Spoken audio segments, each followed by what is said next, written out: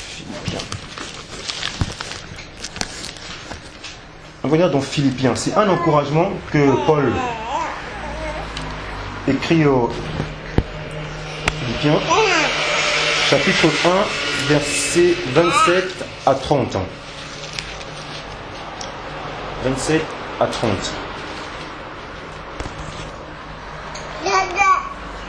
Donc je vais dire, seulement conduisez-vous d'une manière digne de l'évangile de Christ, afin que, soit que je vienne vous voir, soit que je reste absent, j'entends dire de vous que vous demeurez ferme dans un même esprit, combattant d'une même âme pour la foi de l'évangile, sans vous laisser aucunement effrayer par les adversaires, ce qui est pour eux une preuve de perdition, mais pour vous de salut. Et cela de la part de Dieu, car il vous a été fait la grâce par rapport à Christ. Non seulement de croire en lui, mais encore de souffrir pour lui, en soutenant le même combat que vous m'avez vu soutenir, et que vous apprenez maintenant que je soutiens. Paul, on voit qu'il parle là des souffrances de Christ qui arrivent à ceux qui tiennent d'un commun accord, dans l'unité, les adversaires, l'ennemi, ceux qui cherchent la vérité, ceux qui ont l'amour de la vérité. Ce sont ces gens qui seront persécutés. L'ennemi ne veut pas déranger, parce que c'est déjà leurs enfants, à ceux qui apportent la parole de Dieu simplement avec la bouche, mais pas en le vivant.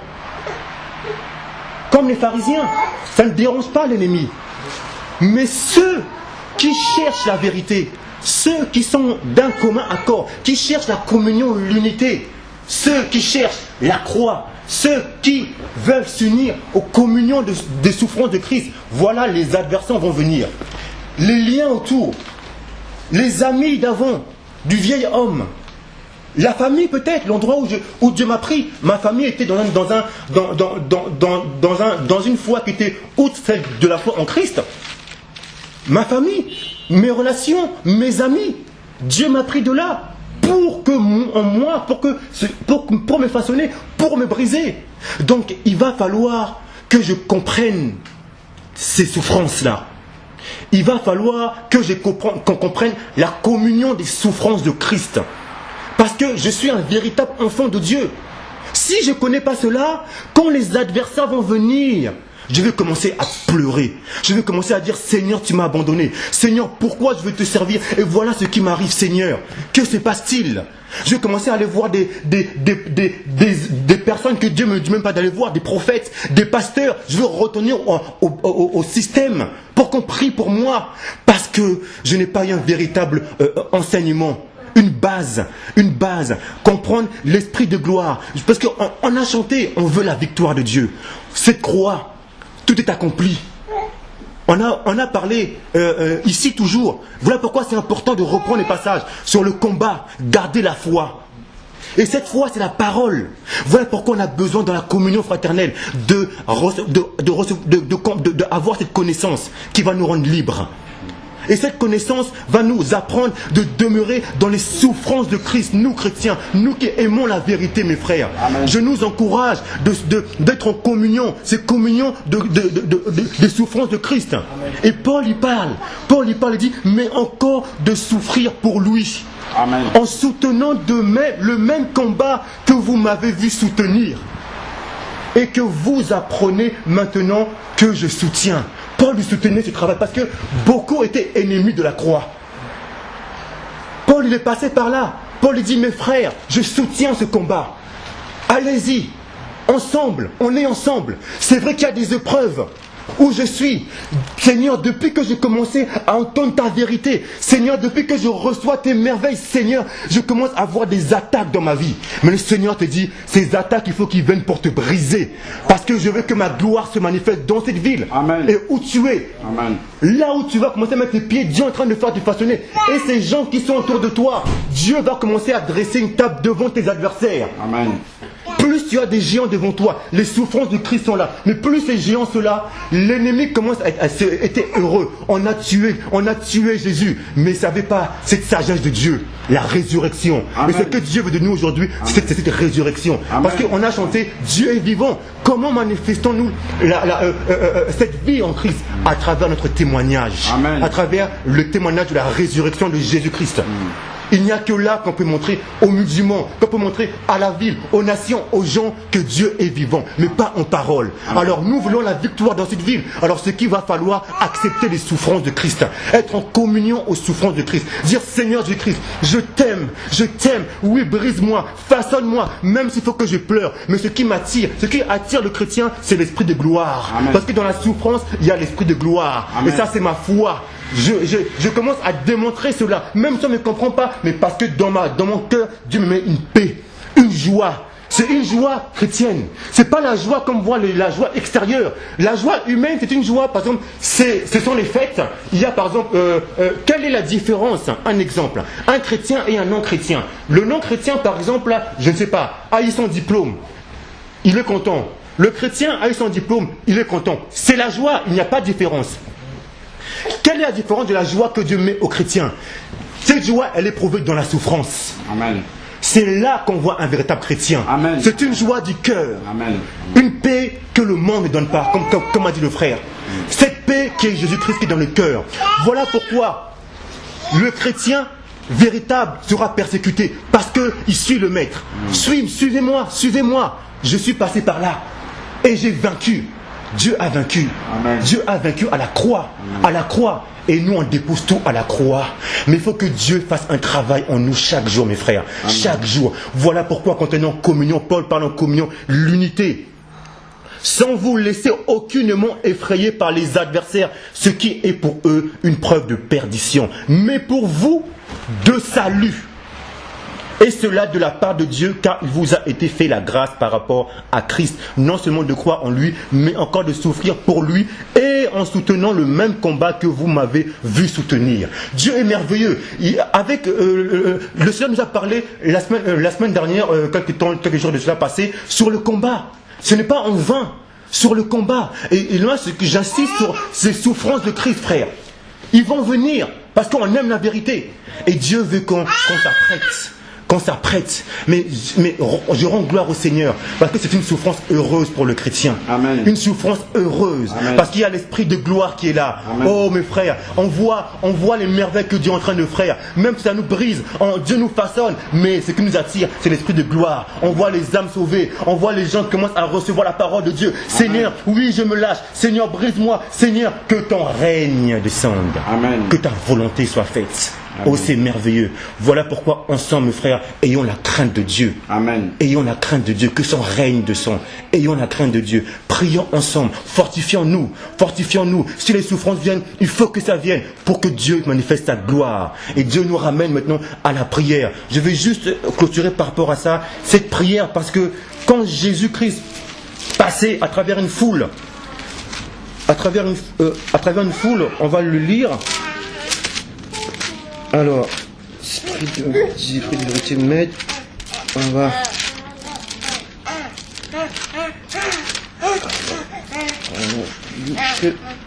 Luc chapitre 23,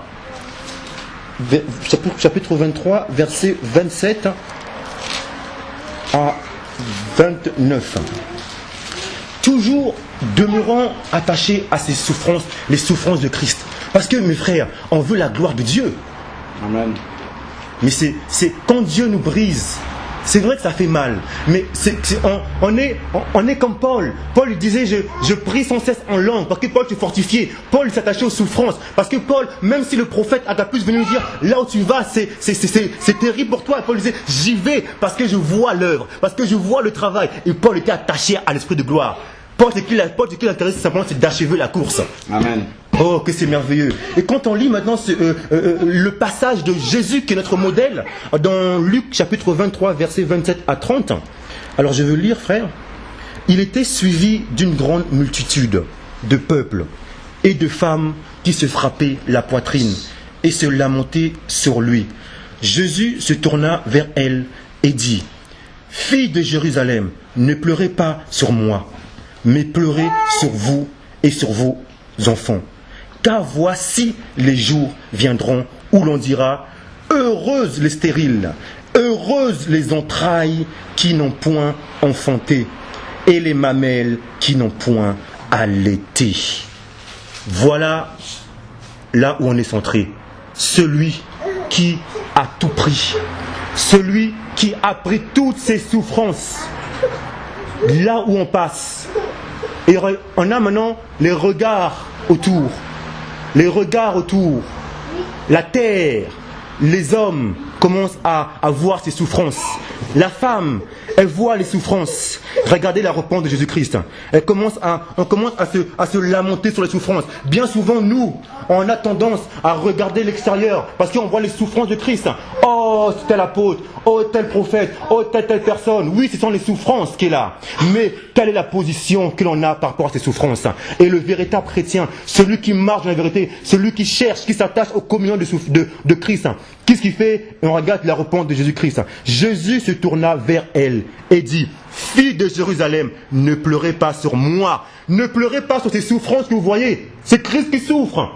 Ne pleurez pas sur ces souffrances que l'on voit. » Qu'est-ce qu'il nous dit après? « Mais pleurez sur vous et sur vos enfants. » Pleurez sur vous. Jésus-Christ nous ramène. Au lieu de regarder l'extérieur, oui, c'est vrai. Parce que ce qu'on voit, en fait, c'est juste, on ne fait que voir le reflet de notre image, notre corps. Comme on aussi, on est un peu souillé par rapport à ces choses, donc on voit ces souffrances. Jésus-Christ nous ramène, nous, véritables chrétiens, qui aimons la vérité. Pleurez sur vous-même, pour que la lumière, pour que Dieu nous façonne, pour que Dieu nous brise, pour que Dieu fasse un travail en nous, et pour que cette lumière-là maintenant puisse sortir et toucher l'extérieur, de telle manière que les gens extérieurs puissent recevoir la lumière. Voilà pourquoi Jésus nous ramène sur nous. Et cela nous ramène aux deux commandements parfaits de Dieu, qui résume toute la loi et les prophètes. Aime d'abord ton Seigneur de tout ton cœur, de toute ton âme, de tout ton être. Donc d'abord je m'aime, parce que je m'aime en l'image de Christ. Je pleure sur moi-même, je prie que Dieu fasse un travail sur moi-même. Le réveil commence par une personne, deux personnes. Là, on est ensemble. Dieu commence à nous briser, à nous façonner. D'abord, le premier commandement. Ensuite, le deuxième qui est la perfection de l'amour. Maintenant, j'aime mon prochain comme moi-même. Parce que je commence à aimer mon image, selon ce que Dieu m'a dit. Automatiquement, c'est lui-même qui me ramène vers le prochain. Et maintenant, j'aime mon prochain comme moi-même. En fait, j'aime Christ. Amen. Alléluia, mes frères. J'aime Christ. Voilà pourquoi Jésus nous ramène à prier sur vous-même. Ensuite, après, il nous dit sur vous et sur vos enfants. Donc, sur les entrailles, sur les restes, sur ceux qui souffrent.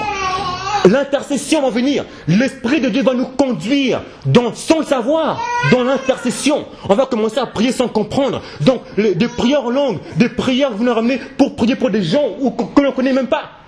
Parce qu'on a à cœur la ville, on a à cœur l'extérieur. Mais d'abord, Dieu a fait un travail d'abord sur nous-mêmes.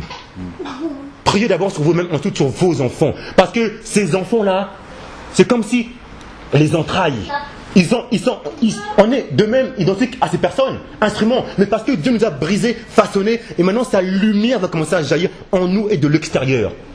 Parce qu'on a accepté le brisement. Amen. Et parce qu'on a compris les souffrances, la communion aux souffrances de Christ. Amen. Voilà mes frères. Aujourd'hui, on a besoin de comprendre cela. De comprendre cette communion aux souffrances de Christ. C'est ça un homme mature. Amen. C'est un homme mature, frère. Amen. Il y a 3 jours de cela, je dormais comme ça, je dormais à minuit comme ça. Je vois comme s'il y a en moi plein de choses commencent à venir. Et je commençais à voir la joie intérieure. Je dis au Seigneur merci, ça me permet de méditer, ça me permet de chanter. Parce que j'ai compris que ces choses sont là pour que sa gloire se manifeste. Amen. Amen. Ça c'est un homme mature. Maintenant c'est vrai, il y a des gens qui ont envie c'est les gens de lait, mais ces gens ont besoin de recevoir par des tutelles, par des personnes qui ont l'expérience, les anciens, pour recevoir la parole. Et pour ces personnes, plus de même comprendre que ces souffrances-là sont pour que leur bien, pour que Dieu puisse se manifester en eux. Pour que Dieu les façonne, pour que Dieu les brise. Le vieil homme, c'est un processus chaque jour. Une régénération de la parole vivante, à l'image de Christ. Plus je me regarde dans mon miroir, et plus je suis semblable à Christ. Et de là maintenant, je commence maintenant à marcher comme lui. Et Dieu maintenant, là où je marche, Dieu fait son travail. Alléluia frère. Amen. Vraiment je rends gloire au Seigneur. C'était juste un encouragement de s'unir aux communions, aux souffrances de Christ. Amen. Alors vraiment que Dieu nous aide par rapport à cela. Hein. Priez pour vous-même femmes, pour vous-même. Ensuite pour les enfants, pour vos enfants. Vous voyez, Dieu nous ramène à nous, ensuite aux enfants. Amen. Donc voilà. Parce qu'on veut la victoire, on veut que son œuvre se manifeste. Mais il faut comprendre que si Dieu se manifeste, Dieu commence à nous briser. Amen. À nous briser. Et donc qui dit brisement, qui dit souffrance. Amen. Et nous maintenant, frères, entre nous qui aimons la vérité, cette souffrance, cette communion, on l'aime parce qu'on voit l'esprit de gloire. Amen. Et on a reçu les richesses. Et Dieu nous aide par rapport à cela. Amen. Alléluia. Alléluia. Alléluia. Que Dieu que seulement se fasse ensemble. Amen. Vraiment la touche. Alléluia. C'est ces communions aux souffrances de Christ, de s'attacher à ces communions. Ayons la crainte de Dieu. Amen. Ayons la crainte de Dieu, mes frères. Amen. Ayons la crainte de Dieu quand on est ensemble en communion. Amen. Amen. Ayons la crainte de Dieu. Il y a beaucoup de choses que Dieu veut travailler en nous, beaucoup de choses. Mais laissons-le comme un sacrifice. Un sacrifice vivant. Amen. Mais je rends gloire au Seigneur parce que la victoire est déjà accomplie sur la croix de Golgotha. Parce que nous sommes des enfants de vérité. Amen. Nous sommes attachés à la parole de Dieu. Amen. Alléluia, frère. Alléluia. Alléluia. Merci Seigneur. Merci Seigneur. Donc pour rester justement dans le même esprit, nous allons prendre Matthieu 10. Matthieu 10, verset 24, à partir du verset 24.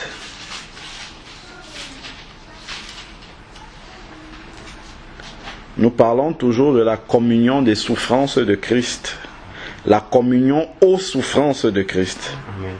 Le disciple n'est pas plus que son maître, verset 24, Matthieu 10. Ni le serviteur plus que son Seigneur.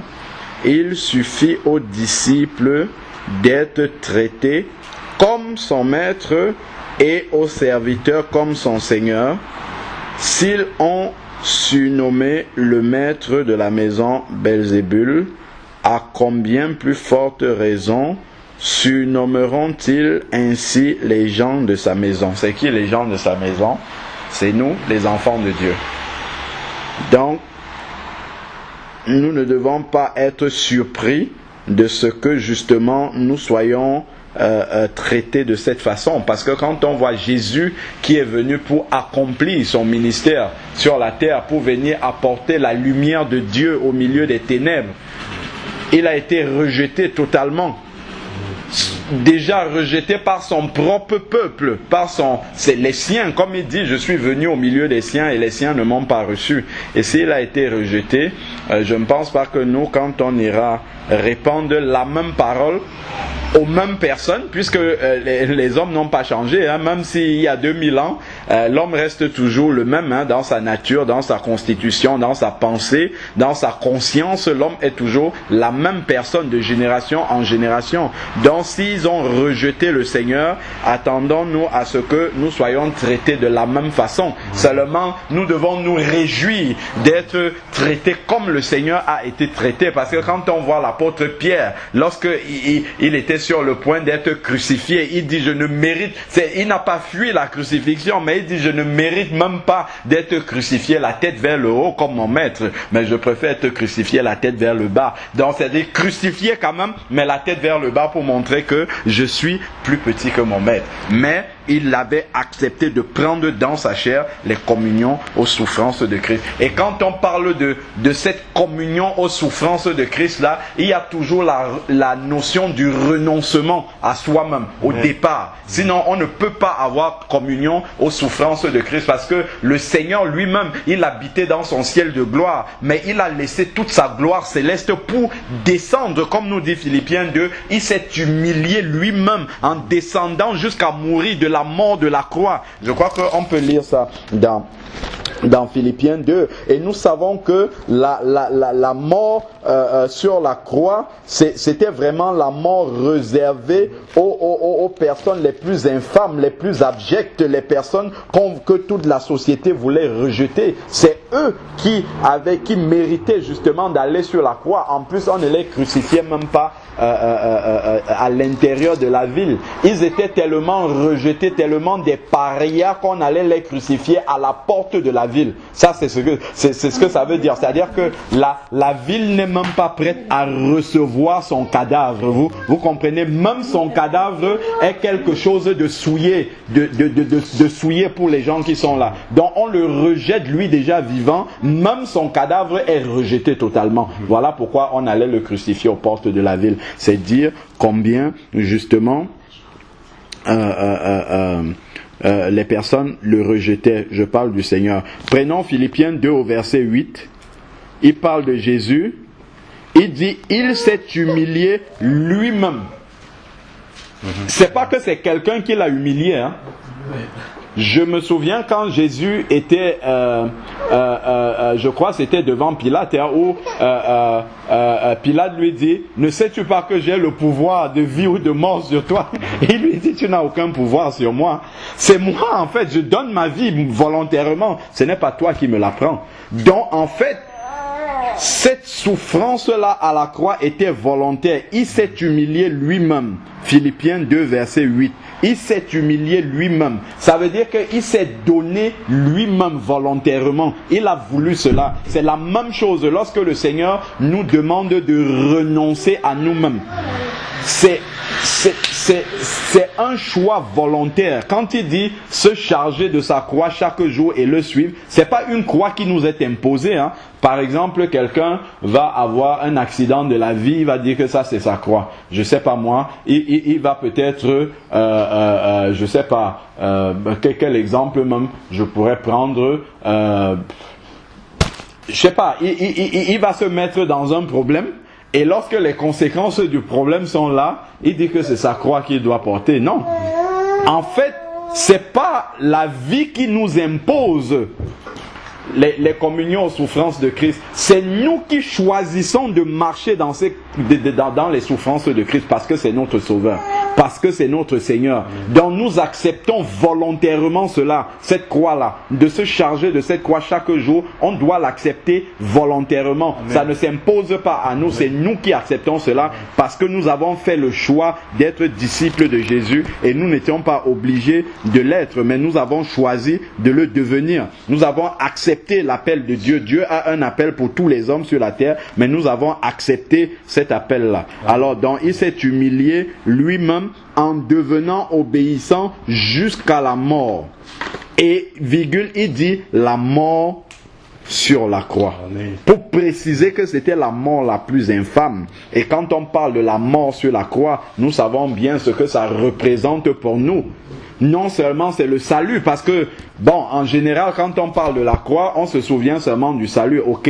Le salut est la plus grande œuvre accomplie à la croix, mais il y a également l'autre message de la croix, qui est le message qui s'adresse directement à notre personne. C'est aussi notre mort à la croix. C'est la mort du vieil homme à la croix. C'est la crucifixion du vieil homme à la croix. C'est l'abandon du vieil homme à la croix en même temps. Donc c'est le brisement du vieil homme à la croix. Mais il doit accepter, nous devons accepter que notre vieil homme soit brisé effectivement en marchant, en prenant notre croix chaque jour sur nous et en marchant au travers d'elle. Et pour rejoindre ce que Marianne disait tout à l'heure, en fait, justement pour que le Seigneur sauve des âmes au travers de nous. Il nous a sauvés au travers de la croix. Il faudrait que nous passions également par le même sacrifice. En fait, notre sacrifice ne sera jamais à la hauteur de celui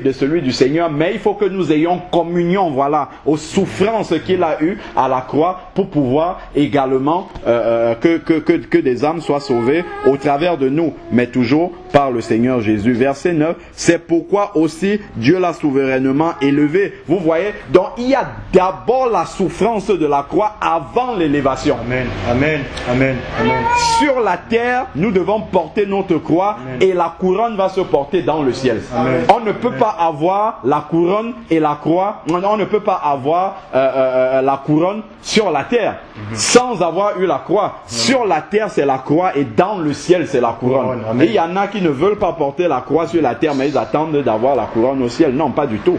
Pas du tout. Ça ne marche pas comme ça. Il faut accepter volontairement de porter sa croix, dont l'élévation va venir après. C'est pourquoi. Donc, c'est parce qu'il est mort à la croix que Dieu l'a souverainement élevé. Donc, celui aussi qui accepte la communion aux souffrances de Christ, d'être rejeté pour le nom de Jésus, d'être insulté, d'être mis à part, d'être catalogué. Il faut accepter cela. Il faut même avoir la joie d'être rejeté pour le nom de Jésus. Parce que tu es chrétien, les gens commencent à te voir d'une certaine façon. Les gens parlent en mal de toi. Il faut te réjouir. Qu'on vienne te dire que celui-là il est comme ça maintenant, il ne nous fréquente plus, il ne nous fait... Gloire à Dieu. Amen. Amen. Seigneur, merci parce que tu m'as jugé digne de marcher dans tes souffrances. Parce que souvent beaucoup de chrétiens ont encore peur. Moi-même je suis passé par là au début. Nous avons encore peur. Notre chair a peur. Quand on voit des personnes qui nous ont connus dans le passé s'approcher de nous, nous avons peur d'affirmer que nous sommes chrétiens, de prendre notre position. Nous voulons toujours nous expliquer, alors que la raison c'est que nous sommes chrétiens. Voilà pourquoi nous ne faisons plus telle ou telle chose. Mais nous avons peur de prendre cette responsabilité-là devant les personnes qui nous ont connus. Non, il faut accepter que la chair meurt. Quand je suis devant cette personne, je ne fais plus ça. Avant je le faisais, je ne fais plus ça parce que je suis chrétien maintenant. Amen. Voilà, ma nouvelle identité c'est chrétien. Je suis né de nouveau et le Seigneur m'a donné le plus grand de tous les passeports. Mon passeport sur la terre, ça ne sert à rien du tout. Au-delà de la tombe, il ne vaut plus rien. Si la trompette sonne, ça ne vaut plus rien du tout, mon passeport terrestre. Mais le Seigneur m'a donné un nouveau passeport. C'est l'Esprit de Dieu qui me permet d'entrer dans le ciel de gloire. Voilà pourquoi maintenant, je dois marcher en affirmant cette identité-là de nouveau chrétien. Nous ne devons pas avoir peur d'affirmer, de dire aux gens que nous sommes chrétiens et de prendre ce que ça suppose d'être chrétien. Au contraire même, nous devons nous réjouir lorsque des gens disent des choses par rapport à nous. Parce que c'est à ce moment-là que même le Seigneur se réjouit. Je pense maintenant à Acte 7. Acte 7 au verset 54, je pense. Lorsque Étienne était en train d'être lapidé pour le nom du Seigneur, il lève les yeux et là il a vu Jésus dans sa gloire. Alléluia. Oh, là dans ce passage-là, il y a quelque chose d'extraordinaire. Extraordinaire. Prenons Acte 7. Il y a quelque chose d'extraordinaire qui se passe dans ce passage-là. Acte 7. Alors, Acte 7, verset 54, je crois. Alors, voilà, c'est lors de la lapidation d'Étienne. Alors, prenons à partir du verset 54. En entendant cela, il fut exaspéré. Alors, il fut exaspéré dans leur cœur et ils grinçaient des dents. Mais Étienne, verset 55, rempli d'Esprit Saint, fixa les yeux vers le ciel et vit la gloire de Dieu, l'esprit de gloire. Il était en train d'être lapidé comme le maître a été lapidé. Et là, c'est là où la gloire se manifeste. Là, il a vu Jésus. Et Jésus n'était pas assis. On a l'habitude dans les passages bibliques de lire Jésus assis à la droite de Dieu. Mais là, Jésus s'est levé. C'était trop fort parce que Étienne était dans la communion parfaite des souffrances de Christ. Là, Jésus s'est levé pour accueillir son serviteur. Parce qu'il était le serviteur de Jésus, en la personne d'Étienne, était en train de passer par le même chemin que Jésus. Et la preuve même, c'est que Étienne a tellement ressemblé à Jésus qu'il a dit, Père, pardonne-le. Oh là là. On aurait dit un deuxième Jésus, en fait. Un deuxième Jésus. C'est pas pour rien que Jésus s'est levé pour accueillir son serviteur dans le ciel. Et il vit Jésus, verset 55, acte 7, verset 55, Jésus debout à la droite de Dieu. Et Étienne a parlé, il dit, voici, je vois les cieux ouverts et le Fils de l'homme debout à la droite de Dieu. Oh là là là là là là là là là là là là, c'est le summum, c'est ça l'esprit de gloire dont tu parlais. Lui, sa chair est au summum de la souffrance sur la terre, mais c'est à ce moment-là qu'il voit la gloire de Dieu manifestée.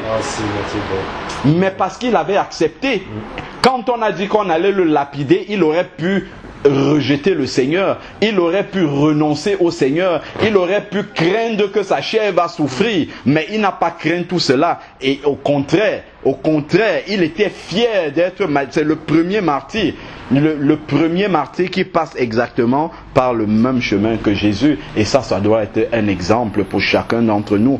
Prenons déjà de façon concrète chaque jour. Qu'est-ce que nous évitons dans notre vie? Chacun doit pouvoir examiner sa vie. Qu'est-ce que nous évitons chaque jour sur notre chemin pour ne pas être catalogué de chrétiens? Déjà ça seulement. Ça seulement, c'est une carapace que nous mettons pour éviter que notre chair souffre. Il faut déjà qu'on accepte ces souffrances-là.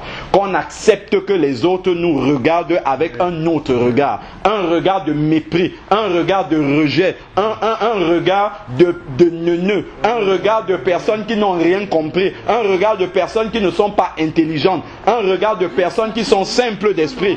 Oui, le Seigneur a dit, heureux les débonnaires, car le royaume des cieux est à ceux-là. Ceux qui sont rejetés par le monde, ne soyons pas estimés selon les valeurs du monde, mais que quand les gens nous voient, qu'ils disent celui-là, vraiment, c'est parce que on a l'habitude de dire que les chrétiens ils croient parce qu'ils sont faibles. En fait, ils ne sont pas des hommes robustes pour affronter, ils ont besoin de s'accrocher à quelque chose. Acceptons, oui, j'accepte de m'accrocher parce que Jésus est ma vie. Point. Ça, nous devons pouvoir accepter ces souffrances-là. Ça commence déjà par là. Et ça, c'est le plus grand à mon sens, hein, parce que nous ne sommes pas encore dans les pays comme en Iran où on va venir nous trancher la tête parce que nous parlons de Jésus. Pour l'instant, nos souffrances sont très minimes. Ce sont des souffrances liées déjà au regard des autres qui sont autour de nous. Parce que dans notre façon de faire, dans notre façon de marcher, dans nos conversations, il y a des expressions qui renvoient au Seigneur que souvent on fait bien de ne pas dire pour qu'on ne nous affuble pas une image de chrétien. Laissons sortir cela.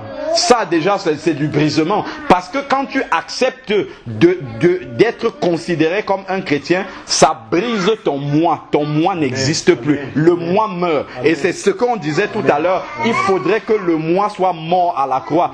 On a chanté tout à l'heure que nous offrons, en fait, nous offrons nos vies, nous offrons notre louange, nous offrons beaucoup de choses, notre cœur au Seigneur. Mais offrons-lui notre moi. C'est la plus grande chose que le Seigneur demande de nous. C'est de lui offrir notre moi. Si nous lui posons notre moi sur l'autel, c'est bon. C'est à partir de là, le Seigneur peut travailler avec nous. Amen. Voilà pourquoi en fonction de chaque personne qui venait auprès du Seigneur, le Seigneur donnait une consigne particulière. L'homme riche, quand il est venu auprès du Seigneur, le Seigneur, il dit au Seigneur, j'ai pratiqué toute la loi depuis mon plus jeune âge, ainsi de suite. Bon, lui, il pensait qu'il était bon, qu'il méritait le royaume des cieux. Mais le Seigneur lui dit, il te manque une chose que tu n'as pas encore faite. va, vends tous tes biens, donne aux pauvres, viens et suis-moi. Parce qu'il savait que son moi était accroché à ses biens. C'est au travers de ses biens que son moi devait se briser. Parce que il s'estimait par rapport à ses biens. Et si on lui enlevait ses biens, son moi ne devait plus exister. Il ne devait plus être rien dans la vie. Et c'est ça que le Seigneur lui a demandé. C'est pour ça que le Seigneur dit souvent, là où est ton trésor, c'est là que ton cœur est attaché. Donc il faut que le Seigneur prenne ce trésor-là pour que justement ton cœur soit au Seigneur. Amen. Amen. Puisque si le Seigneur prend ce trésor-là, ton cœur étant accroché au trésor, si le Seigneur prend le trésor, en fait ton cœur n'est plus accroché à rien. Donc tu seras obligé de t'accrocher au Seigneur. C'est la seule chose qui va te rester. Amen. Donc c'est ça vraiment les communions aux souffrances de Christ. Déjà nous à notre niveau de façon contextuelle dans ce que nous vivons, n'allons pas chercher d'abord les grandes souffrances d'être de mourir en martyr comme Étienne. Nous ne sommes pas encore en Afghanistan ou tout ça. Pour l'instant, c'est déjà d'accepter d'être traité comme un chrétien, tout simplement. D'être vu comme un chrétien. Que quand on arrive, on dit, ah oui, celui-là, il est encore venu, il ne fait pas ça, il ne fait pas... Oui, amen, je ne fais pas, je l'accepte avec joie. Il ne faut pas commencer à s'expliquer, parce qu'on a souvent tendance à vouloir s'expliquer, à vouloir dire non, c'est parce que si, ça, parce qu'on ne veut pas simplement assumer le fait que nous sommes chrétiens. À partir de ce moment-là, dès l'instant que nous avons accepté ce statut de chrétien, parce que on a souvent tendance, c'est beaucoup plus facile d'accepter, de reconnaître que nous sommes chrétiens au milieu des chrétiens, mais au milieu des non-chrétiens, ça devient beaucoup plus difficile. Tu es assis avec tes collègues, ils parlent de l'homosexualité, ainsi de suite. Tu dois prendre position, tu dois dire c'est une abomination, même si ça doit te coûter, je ne sais pas quoi, tu dois le dire, tu ne dois pas te taire, parce que des fois, tu écoutes des personnes, les personnes, ils se taisent, ils ne disent rien, parce qu'ils ont peur. Tout le bureau, par exemple, est pour le mariage libre, comment ils appellent ça, le mariage pour tous. Tout le monde est en train de dire oui, enfin la liberté, ainsi de suite. Toi, tu es chrétien, si tu ne parles pas, ça veut dire que tu as honte de ton maître. Tu dois dire la vérité.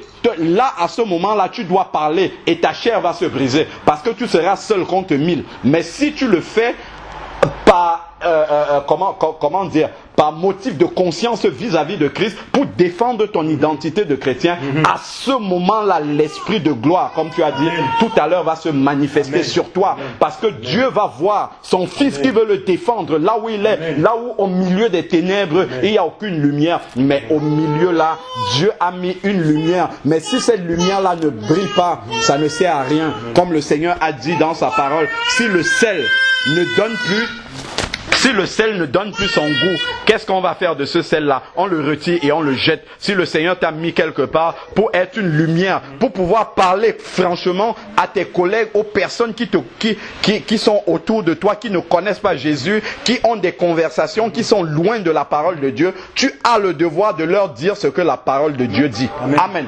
Tu ne dois pas te taire, tu dois parler. Amen. Tu ne dois pas te taire parce que quand tu te tais, en fait, tu consens, tu participes à ce qu'ils sont en train de dire.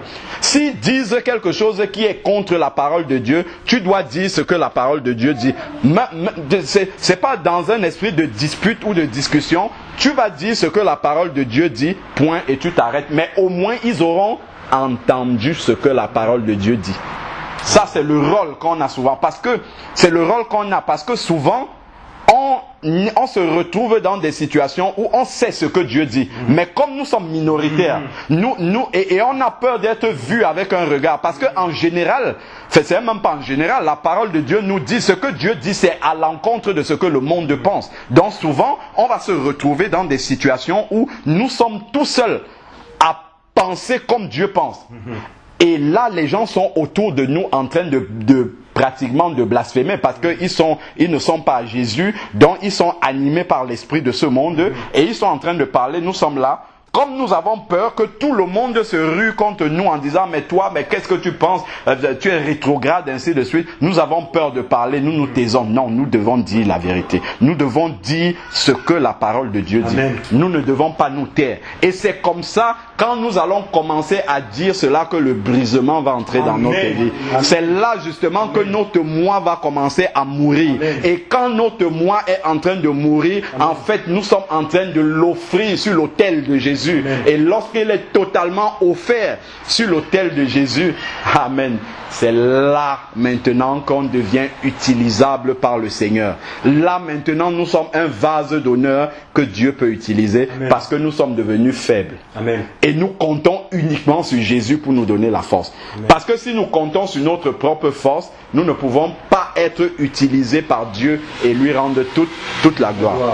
Voilà. Donc voilà pourquoi, quand Saul même était sur le chemin de Damas, Saul avait son grand savoir et tout. Dieu a d'abord dû le briser. Il a fait en sorte que Saul tombe de sa monture et qu'il devienne aveugle. Lui qui commandait les gens, il a fallu que ses yeux fermés, qu'on l'amène à Damas. Il est parti, les yeux, il ne voyait plus. Il a été amené par d'autres personnes à Damas. Ça veut dire qu'il était sous la dépendance des gens déjà, de ses serviteurs. Donc, c'était une façon pour Dieu de commencer à le briser, de lui dire, toi qui fais beaucoup de commandements, voilà déjà comment je te rabaisse, en sorte que maintenant, tu dépends de ceux qui étaient tes ouvriers. Qui étaient tes serviteurs. Tu ne dépends pas d'eux en ce sens où c'est toi qui les payes. Mais s'ils décident de t'abandonner là, tu ne pourras plus rien faire parce que tu ne vois pas. Tu ne vois pas. Il a fallu que le Seigneur commence à briser Saul comme ça. Et là, on voit comment Saul a réagi. Il dit, que veux-tu que je fasse, Seigneur? Donc, Saul a compris que maintenant que je suis brisé, je ne peux que me mettre au service du Seigneur. Là, maintenant que Dieu m'a brisé, il peut m'utiliser. Donc, Dieu ne peut nous utiliser que si nous sommes déjà brisés. Amen. Amen. Il faut que nous soyons brisés pour que Dieu nous utilise. Amen. Sinon, ça sera uniquement de l'orgueil, en fait, que nous allons développer au travers du fait que Dieu nous utilise.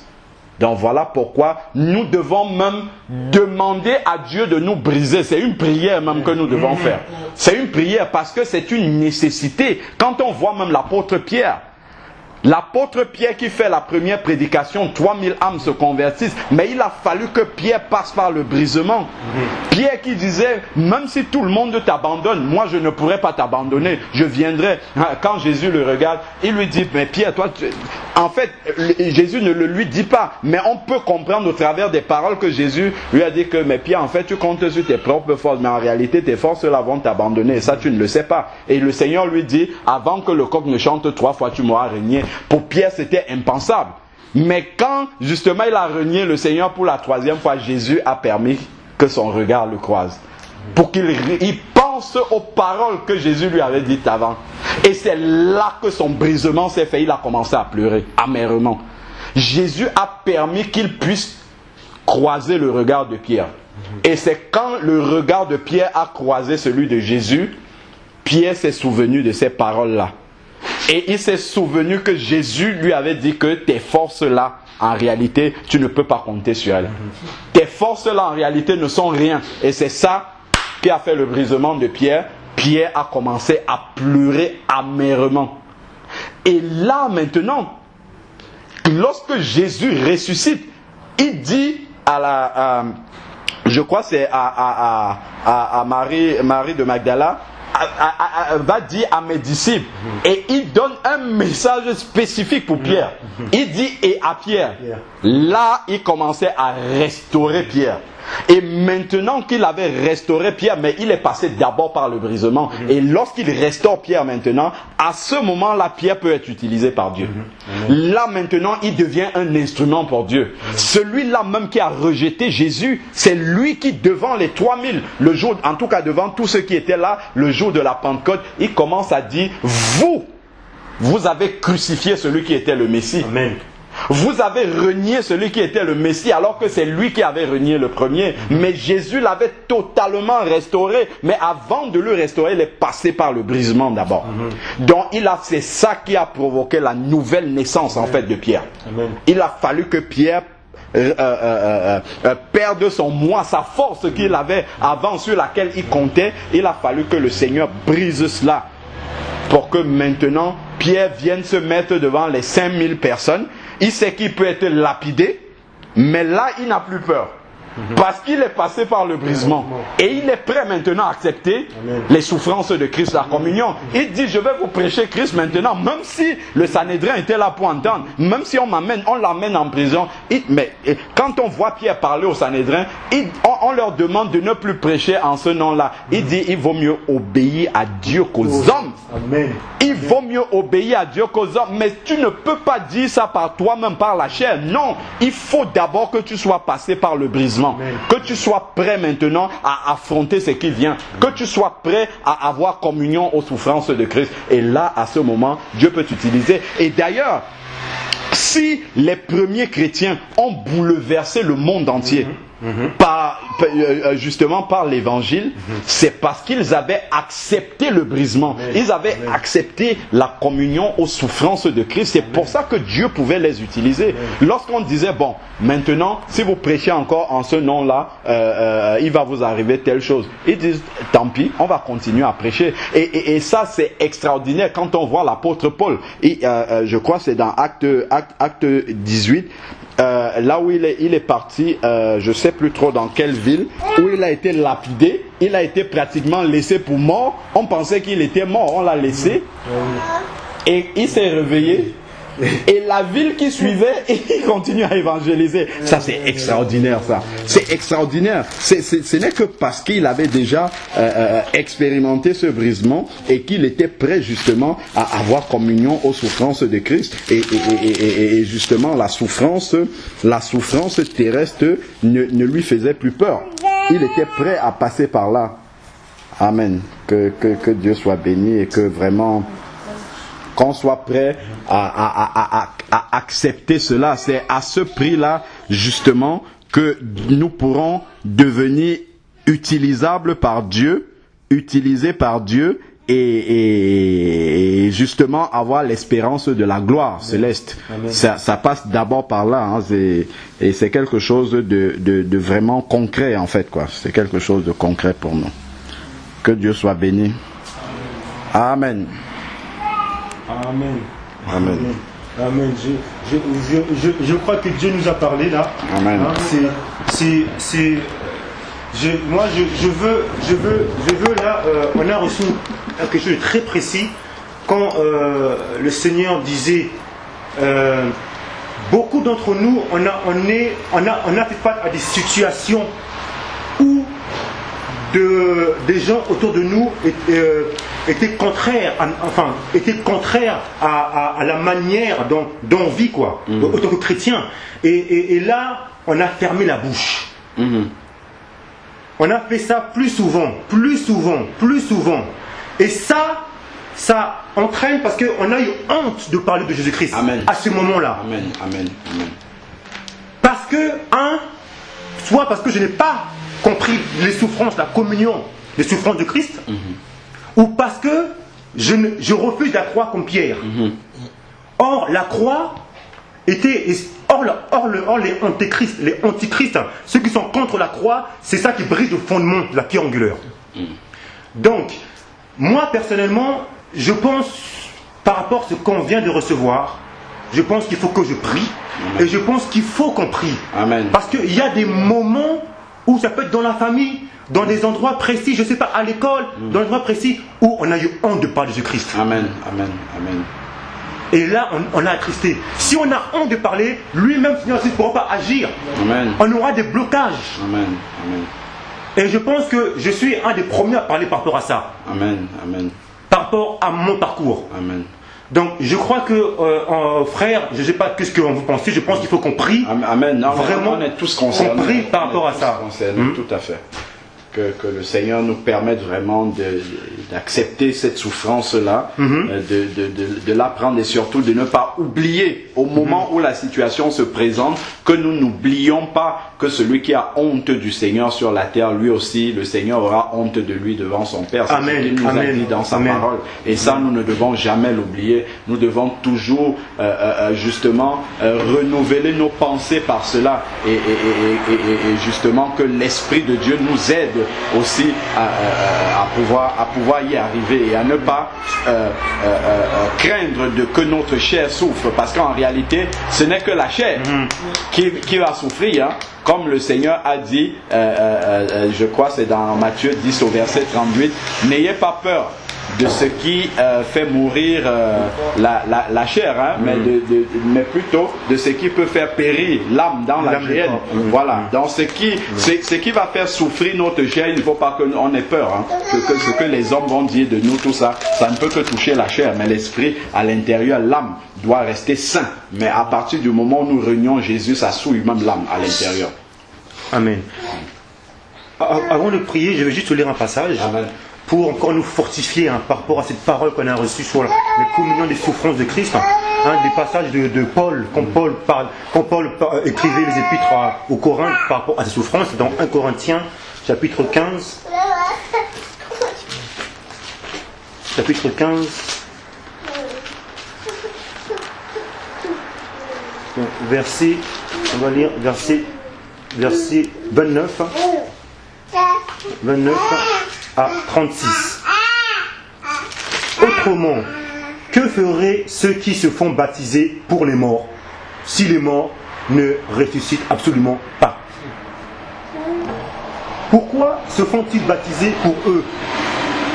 Et nous, pourquoi sommes-nous à toute heure en péril? Chaque jour, je suis exposé à la mort. Je l'atteste, frère, par la gloire dont vous êtes pour moi le sujet en Jésus-Christ, notre Seigneur. Si c'est dans des vues humaines que j'ai combattu contre les bêtes à Éphèse, quel avantage m'en revient-il? Si les morts ne ressuscitent pas, mangeons et buvons, car demain nous mourrons. Ne vous y trompez pas, les mauvaises compagnies corrompent les bonnes mœurs. Amen. Amen. Revenez à vous-même comme il est convenable et ne péchez point, car quelques-uns ne connaissent pas Dieu. Je le dis de votre honte. Je vais continuer peut-être encore. Mais quelqu'un dira, comment les morts ressuscitent-ils? Et avec quel corps viennent-ils? Insensé. Ce que tu sèmes ne reprend point vie s'il ne meurt. Là, on voit Paul, il nous parle de cette souffrance, comme le dit le frère Patrick. Cette souffrance, c'est pour manifester la résurrection, Christ ressuscité. Amen. Amen. Comment toi qui es baptisé en Christ, parce que Paul nous dit, hein, autrement, que feraient ceux qui se font baptiser pour les morts? Tu rentres dans le baptême, tu meurs en Christ, donc maintenant la puissance de Dieu se manifeste en toi. Et la résurrection. Et beaucoup d'entre nous, comme on vient de dire, chaque jour on refuse ce baptême, le feu. Amen, amen, amen. Chaque jour on se fait baptiser, mais on refuse ce baptême. Et qu'est-ce que c'est que ce baptême? C'est là où je fais face aux adversaires. Je me lance et je dis ce que l'Esprit de Dieu me dit. Et là c'est le baptême, le feu que Jésus nous demande chaque jour. Parce que le baptême c'est une régénération chaque jour. Amen. Le bain de la régénération. Et se vivre ce baptême. Et là, Paul il nous dit, comment ce que tu sèmes ne reprend point vie s'il ne meurt. Je meurs en Christ, maintenant, comment manifester Dieu vivant? Comment ce que tu sèmes, le grain que tu as semé, quand tu sèmes dans la parole de Dieu, tout ce que tu fais, maintenant, tu meurs en Christ, maintenant c'est la puissance de Dieu qui va se manifester. Et ça, c'est la résurrection. Mais pour passer la résurrection, il faut passer par les souffrances de Christ. Amen. Amen. Et c'est le message de la résurrection qui manifeste la puissance de Dieu et les gens seront délivrés. Amen. Voilà. Je vais terminer juste par le passage de Pierre parce que Paul, le frère Patrick a parlé sur Pierre qui a eu cette expérience des souffrances. Et Pierre lui-même qui parle dans 1 Pierre, chapitre 4, versets 12 à 19. Je pense que ça va bien clôturer sur la souffrance. Amen. 1 Pierre chapitre 4, verset 12 à 19. Bien-aimés, ne soyez pas surpris comme d'une chose étrange qui vous arrive, de la fournaise qui est au milieu de vous. Au contraire, de la part que vous avez aux souffrances de Christ, afin que vous soyez aussi dans la joie. Amen. Et dans l'allégresse. Amen. Lorsque sa gloire apparaîtra. Alléluia. Si vous êtes outragés pour le nom de Christ, vous êtes heureux. Amen. Parce que l'Esprit de gloire, l'Esprit de Dieu repose sur vous. Il est blasphémé par eux, mais il est glorifié par vous. Amen. Que nul de vous, en effet, ne souffre comme meurtrier, ou voleur, ou malfaiteur, ou comme s'ingérant dans les affaires d'autrui. Mais si quelqu'un souffre comme chrétien, qui n'en est point honte. Amen. Et que plutôt il glorifie Dieu à cause de ce nom. Car c'est le moment où le jugement va commencer par la maison de Dieu. Amen. Or, si c'est par nous qu'il commence, quelle sera la fin de ceux qui n'obéissent pas à l'évangile de Dieu? Et si le juste se sauve avec peine, que deviendront l'impie et le pécheur? Ainsi que ceux qui souffrent selon la volonté. Comme disait le frère, il ne faut pas se faire des martyrs, partir là-bas pour souffrir en Christ. Non, selon la volonté de Dieu, remettre leurs âmes au fidèle Créateur en faisant ce qui est bien. Amen. Amen. Amen. Amen. Que Dieu soit béni. Amen. Vraiment, moi-même, je priais parce qu'il y a des moments de ma vie